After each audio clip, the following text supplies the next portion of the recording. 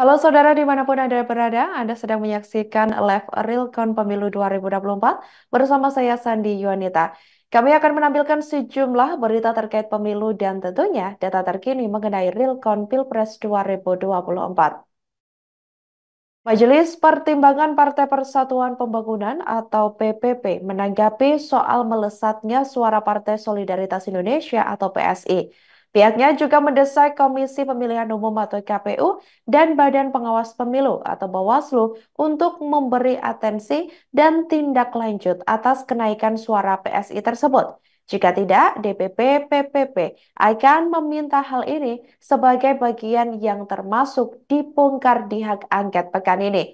Hal tersebut ditegaskan oleh Ketua Majelis Pertimbangan PPP, yakni Romahur Muzi pada Minggu 3 Maret 2024. Maksud kami pada Minggu 3 Maret 2024 melalui akun Instagramnya @romahurmuzi. Menurutnya, pola kenaikan PSI tidak wajar dan tidak masuk akal. Beberapa lembaga survei ini dikatakan oleh Romi menilai bahwa kenaikan suara PSI ini tidak masuk akal. Karena berdasarkan perhitungan, menurutnya ada beberapa tempat pemungutan suara atau TPS di mana suara PSI mencapai 50%. Ia mengatakan jika KPU dan Bawaslu tidak mengkoreksi hal ini, DPP PPP akan meminta hal ini masuk dalam hak angket yang akan dibongkar pekan ini.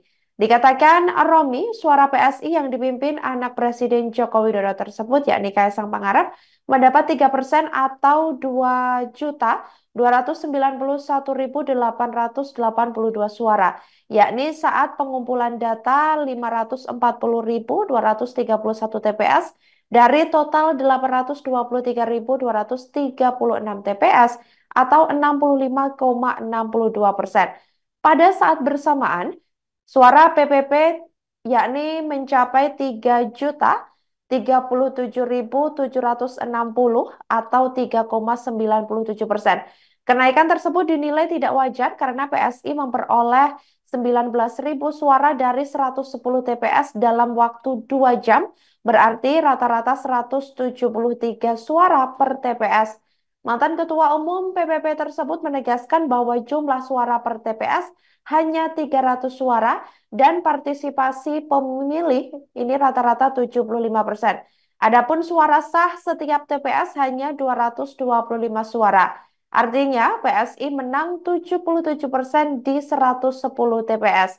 Hal tersebut menurut Romi tidak masuk akal. Ia pun juga meminta KPU dan Bawaslu tidak menutup mata atas penyimpangan yang terjadi saat ini. Download Tribun X sekarang, menghadirkan lokal menjadi Indonesia.